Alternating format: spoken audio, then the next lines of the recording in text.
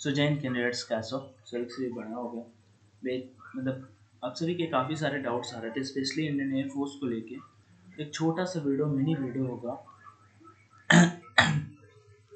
थोड़ा बड़ा भी हो सकता है क्योंकि हम एयरफोर्स भी डिस्कस करेंगे, हम कोस्ट गार्ड भी डिस्कस करेंगे, हम नेवी भी डिस्कस करेंगे। और टॉपिक केवल एक ही है कि भैया तीनों का फाइनल मेरिट लिस्ट कब आ रहा है। ओके, अगर इंडियन एयरफोर्स की बात कर लेता हूँ तो 01-2023 बैच का है। मेरिट इंडियन नेवी का बात कर लेता हूँ तो अभी जो एग्ज़ाम आपके चल रहे हैं, फिर सेकेंड एग्ज़ाम जो आपके चल रहे हैं उससे रिलेटेड है। और थर्ड जो है आपका इंडियन नेवी SSR-MR सामने यहाँ पे कोस्ट गार्ड का जो भी पेपर हुआ था इससे पहले वाले बैच का फाइनल मेरिट लिस्ट आना है। यहाँ पे काफ़ी डिले हो चुका है according to the officials. Okay, हम दो तरह से बात करेंगे। एक तो प्रीवियस डेटा हम डिस्कस करते हैं क्योंकि एक्सपेक्टेशंस जो होते हैं अपनी ज़्यादा सही नहीं निकलते हैं, फिर भी हम एक एक्सपेक्टेड डेट बात करेंगे और बाकी सब ऑफिशियल पे बात करेंगे। फाइनल मेरिट लिस्ट आ रही है। एयरफोर्स वाले के ऊपर थोड़ा कुछ ज़्यादा बात करेंगे क्योंकि यहाँ पे लड़कों का कट ऑफ को लेके बहुत ज़्यादा डाउट, बहुत ज़्यादा पर्सनल मेल्स भी आता है, लेकिन वीडियो इसके पीछे नहीं बना रहे, कुछ रीजंस हैं हम बताएंगे भी आपको। ऑनलाइन एजुकेशन टेलीग्राम चैनल है, जो भी नहीं जुड़े हो डेफिनेटली जुड़ जाइएगा। Link in our description box. Any doubt you can ask me there and definitely जो चीज़ें होती हैं हम कोशिश करते हैं कि आप सभी का मतलब वो चीज़ सॉल्व करते हैं। चलो ठीक है, हम बढ़ते हैं आगे और डिस्कस करते हैं। सबसे पहले हम इंडियन नेवी का डिस्कस करेंगे। ये तीनों का हमने जिस पैटर्न पे लिया है उसके बेसिस पे भी एक मतलब रीज़न है कि नेवी पहले लिया है, फिर आपका कोस्ट गार्ड लिया है, फिर एयरफोर्स लिया है, क्योंकि हमें उसमें उतना टाइम देना है। इंस्ट्रक्शन टू द कैंडिडेट कुछ भी हम यहाँ पे बात नहीं करेंगे। फाइनल मेरिट लिस्ट आपका मिड एंड मई पे आ रहा है, मिड एंड मई पे आ रहा है। मतलब यहाँ पे आप डेट लिख सकते हो। देखो आपको मैं बता देता हूँ, 15 अप्रैल तक आपका फिर सेकेंड एग्जाम होना है इंडियन नेवी पे, और उसके बाद आपको 21 दिन का रीमेडिकल मिल रहा है। तो अगर हम 15 में अगर 20 दिन जोड़ देंगे, ठीक है, अगर मैं कहता हूँ 10 अप्रैल तक, 10, क्योंकि अभी रीमेडिकल 15 अप्रैल वालों का अगर मैं कहता हूँ रीमेडिकल मिलेगा भाई मेरे, तो उनको 21 दिन का मिलेगा। और 21 दिन तो 15 दिन तो मान लो उधर खत्म हो गए अप्रैल के। हाँ, और उसका 6 दिन लगभग, मतलब उसके बाद नेवी आपका मेरिट तैयार करेगा।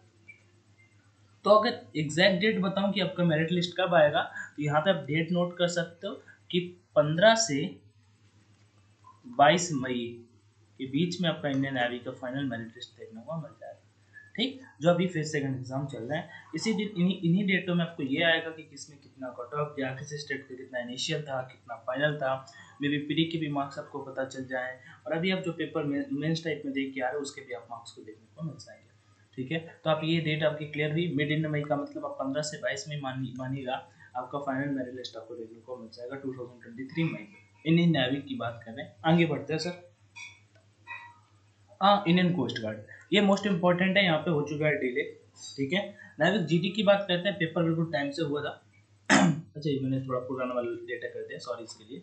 ठीक है, हाँ चलो ठीक है, पुराना वाला डेटा मैंने यहाँ पे ऐड कर दिया, तो इसके लिए सॉरी, कोई दिक्कत नहीं है। आपका इंडियन नेवी की जो हम बात कर रहे हैं, जो 2023 मतलब बैच का है, ठीक है, आप सभी को पता है 2022 पे इंडियन कोस्ट गार्ड का एक ही बैच आया था, एक बैच उन्होंने मिस कर दिया। तो इनका जो मेरिट लिस्ट का है, इनका काफ़ी डिले चल रहा है, और मेरे पॉइंट ऑफ व्यू से अप्रैल के फर्स्ट वीक पे पता चला था। कोस्ट गार्ड पे एक कैंडिडेट है, उसने बताया था कि अप्रैल के फर्स्ट वीक पे भी आने के बहुत ज़्यादा चांसेस है, बट अभी तक कुछ भी अपडेट नहीं है। तो इसका final merit list I think, जो मेरे पर्सनल पॉइंट ऑफ व्यू से है, इसके पीछे का एक ही रीजन है, थोड़ा सा जो डिले है कि इंडियन नेवी और इनका ट्रेनिंग दोनों का साथ में होता है। ठीक है, नेवी का और कोस्ट गार्ड का। ठीक है, इस पे मत जाइएगा कोई भी, पुराना डेटा मैंने यहाँ पे ऐड कर दिया, बट डोंट वरी, मैंने देखा था, चेक किया था, तीनों का देखा था। ठीक है, तो उस बेसिस पे तो यहाँ पे क्या है, जो नेवी का है और कोस्ट गार्ड का, दोनों का ट्रेनिंग साथ में होता है। नेवी का और कोस्ट गार्ड का दोनों का ट्रेनिंग साथ में होता है। तो इसका जैसे मई में रिजल्ट आ रहा है, लगभग जून तक में ज्वाइनिंग होगा, तो कुछ आई थिंक इनका भी वैसे ही प्लान है। लेकिन मेरे दिमाग में यहाँ पे एक और डाउट आता है, आपके भी दिमाग में आता होगा कि भैया ये नेवी है, ये कोस्ट गार्ड है, इनका ट्रेनिंग अब 4 महीने का हो गया है और इनका 16 वीक का ट्रेनिंग होता है, ऐसे कैसे पॉसिबल होगा? ठीक है ना, तो इस तरह से तो मुझे नहीं लगता कि अब इनका ट्रेनिंग साथ में होगा, क्योंकि ये परमानेंट है, ये मतलब टेम्परेरी ही मान सकते हैं, अभी तो टेम्परेरी ही मान सकते हैं। तो इस बेसिस पे तो इसका मैं बताऊं कोस्ट गार्ड का, तो जो भी कोस्ट गार्ड की मेरिट का वेट करें 15 से 20 अप्रैल का आप इसे वेट कर लीजिए, मैक्स इतना होगा, इससे ज़्यादा आपका नहीं जाएगा, आपका कोस्ट गार्ड का मेरिट लिस्ट देखने को मिल जाएगा। नवी डीबीजीडी एस्पिरेंट जो भी वेट कर रहा है डेफिनेटली अपना बताइएगा कमेंट सेक्शन में आपके कितने नंबर बन रहे हैं और जो भी चीज़ें इंडियन नेवी वाले भी अपने बताइएगा, ठीक है। आप जितने भी पेपर दे के आए हो आपने कुछ ना कुछ अटेम्प्ट किए होंगे, तो आपको क्या लगता है आपने कितने क्वेश्चंस राइट किए होंगे, वो चीज़ मुझे कमेंट में बताइएगा, ठीक है। आगे बढ़ते हैं इंडियन एयरफोर्स। एयरफोर्स की चीज़ें क्लियर है। मेरिट लिस्ट आपको 31 मई को आ रहा है, जिसे आप बोलते हो PSL, provisional selection list PSL. इसमें नाम आना इसका मतलब फाइनल सिलेक्शन नहीं होता, इसमें नाम आना इसका मतलब भी फाइनल सिलेक्शन नहीं होता, लेकिन मान लो इसमें आ जाता है तो मोस्टली हो ही जाता है। तो इस महीने की लास्ट तारीख को आपको पीएसएल देखने को मिलेगी और 10 जून को आपको इनरोलमेंट लिस्ट देखने को मिलेगी। ओके, दोनों चीज़ें समझ में आ गई। मेरिट लिस्ट कब आ रही 31 मई को और इनरोलमेंट लिस्ट 10 जून को। अब इनरोलमेंट में जिनका नाम होता है वो बोलोगे भैया ऐसा कैसे कह सकते हो कि इसमें फाइनल नहीं होगा, होता क्या भाई मेरे इसमें भी मेडिकल होता है, इसमें भी मेडिकल होता है, फाइनल में एयरफोर्स में मेडिकल होता है। अब चाहे भले ना करे लेकिन होता था, मैंने मतलब पर्सन एक दोस्त का था साथ में, हो गया था बिल्कुल फिट, चला गया इनरोलमेंट में, लेकिन हुआ क्या सेंटर पे 5 दिन रुकते हैं। होता क्या है एक दिन में लगभग 45 कैंडिडेट या 250 कैंडिडेट समथिंग का रिपोर्ट होता है सेंटर पे, 250 कैंडिडेट का रिपोर्ट होता है।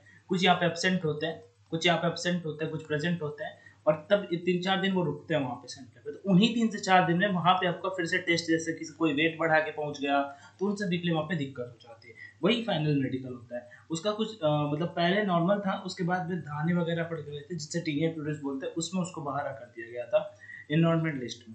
ओके, तो वो फाइनल मेडिकल हो जाता है। नेवी पे कोस्ट गार्ड पे तो क्या फाइनल लिस्ट के लिए आपको तैयार ही रहना है। यहाँ पे आप सभी को क्या करना है, जो कोस्ट गार्ड के मेरिट का वेट कर रहे हो अपने डॉक्यूमेंट्स को अच्छे से कंप्लीट करा लेना according to the official notification. जो आपको डॉक्यूमेंट्स रिन्यू कराने हो, जैसे कि अभी ईडब्ल्यूएस हुआ, ईडब्ल्यूएस वाले थे उनको तो पक्का ही रिन्यू कराना पड़ेगा क्योंकि अप्रैल से मान लो नया सत्र चालू हो गया, तो उस बेसिस पे आपको चीज़ें अपने दिमाग में रखनी है और कंटिन्यू अपने डॉक्यूमेंट्स को मेंटेन रखना है, नहीं तो फिर आपको दिक्कत हो जाएगी। आगे सर बात करते हैं कि अब इनके ऊपर हम कट ऑफ पे वीडियो बनाने का क्यों प्लान नहीं है। 31 मई को देखो पहला नंबर क्या है, पहले क्या होता था वैकेंसी जो थी होती थी नोटिफिकेशन में मेंशन कर रखते थे कि 3000 वैकेंसी है, लगभग 4000 वैकेंसी है। अभी क्या है, वैकेंसी नहीं क्लियर। फर्स्ट नंबर क्या है, वैकेंसी नहीं क्लियर। ओके, इंडियन एयरफोर्स की बात कर रहा हूँ, वैकेंसी नहीं क्लियर। गर्ल्स को पहली बार शामिल किया गया है, ठीक है, गर्ल्स को पहली बार शामिल किया गया है, इस वजह से भी ये था। उसके बाद सेकंड चीज, पहले क्या होता था एयरफोर्स में हमें डेटा बिल्कुल एग्जैक्ट मिलता था, मतलब कि जिस दिन मेरिट लिस्ट आता था उस दिन एक लिस्ट भी आती थी, लिस्ट भी आती थी जिसमें हम अपना मतलब लिस्ट में अपना नाम सर्च कर सकते थे और अपने रोल नंबर के अकॉर्डिंग पता लगा सकते थे, और उसमें हम टोटल काउंट कर सकते थे कि भैया 9000 एक्स ग्रुप में शॉर्ट लिस्ट हुए हैं और 5000 वाई ग्रुप में हुए हैं, टोटल 14000 लड़कों को शॉर्ट लिस्ट किया है, टोटल 14000 14,000 कैंडिडेट को इन्होंने शॉर्ट लिस्ट किया है। हम एक अंदाजा लगा लेते थे, ठीक, 90,000 लेते हैं, 9,000, ठीक है, इधर 5,000। ओके, ये हमने एक अंदाजा लगा के 14,000 कैंडिडेट को ऐसे हम ले लेते थे और उसके बाद हम फेस सेकंड का डेटा लेते थे।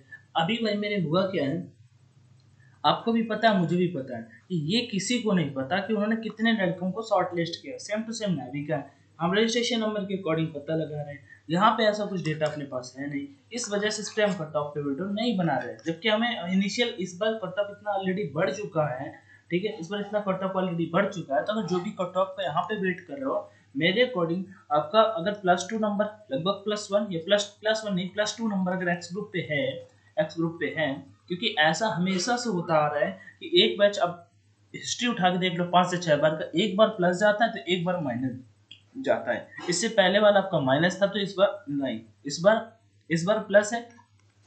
कट ऑफ प्लस माइनस का मतलब क्या है, मतलब कट ऑफ बढ़ गई, ठीक है, बढ़ जाती जब पीएसएल में, तो इनरोलमेंट में नहीं बढ़ती। तो सिंपल सी बात है, पीएसएल इनरोलमेंट का ये सीन होता है कि अगर पीएसएल में बढ़ गई तो इनरोलमेंट में नहीं बढ़ेगी, पीएसएल में अगर नहीं बढ़ी तो इनरोलमेंट में बढ़ जाएगी। तो ये चीज कैंडिडेट को कंफ्यूज करते हैं।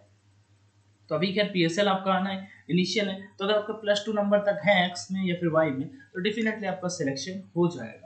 बाकी अपने पास कुछ वैसा डाटा नहीं है, मैं कोशिश करता हूँ एक कैंडिडेट को टेलीग्राम पे पोल कराने की कोशिश करता हूँ, उसका थोड़ा ऑफिशियल्स पे बात करेंगे, ऑफिशियल प्रीवियस डेटा कलेक्ट करने की कोशिश करेंगे, फिर हम इस पर जरूर बात करेंगे। मेरा कोई कट ऑफ के ऊपर डिस्कशन था ही नहीं इस वीडियो पे, ना मैंने थंबनेल पे लिखा है ना मैंने ऐसा कुछ, बस मुझे ये बताना था कि ये स्टेट को आ रहा है, ठीक है। फिर भी अगर आपके पास कुछ हो, अगर आपके पास कोई भी डाटा किसी भी प्रकार का जो कैंडिडेट के साथ में शेयर किया जा सके और उनकी हेल्प हो, तो डेफिनेटली आप मुझे इस मेल आईडी पे शेयर कर सकते हो। Online education 9260@gmail.com। ठीक है, आप इसका स्क्रीनशॉट निकाल लो, और जो भी आपके पास डेटा आपने कुछ अगर कहीं पे नाम से किया हो, क्योंकि अभी कम कैंडिडेट करते हैं। पहले तो भाई मेरे ऐसा होता था कि दिन भर कैंडिडेट मतलब मुझे बना बना के भेजते थे, भाई मेरे अकॉर्डिंग। आपने मेरे को गलत बताया, मेरे अकॉर्डिंग यूज पर मैं भी आई एम रॉन्ग, ऐसा थोड़ी है। ठीक है, अब कल ही देख लो SSC GD के अच्छे अच्छे भगवान जो थे वो बिल्कुल उत्तर के नीचे आ गए। ठीक है, कहा कि नहीं हमने बिल्कुल गलत कट ऑफ बताया, तो ऐसा होता है। तो टेंशन लो, एक एक्सपेक्टेशंस होते हैं, आप अपने अकॉर्डिंग बता सकते हो। बाकी don't worry, thank you for watching this session. Do like if you like it, नहीं तो डिसलाइक तो यूट्यूब ने हटा दिया, कर भी नहीं सकते। टेक केयर, मस्त, जय हिंद,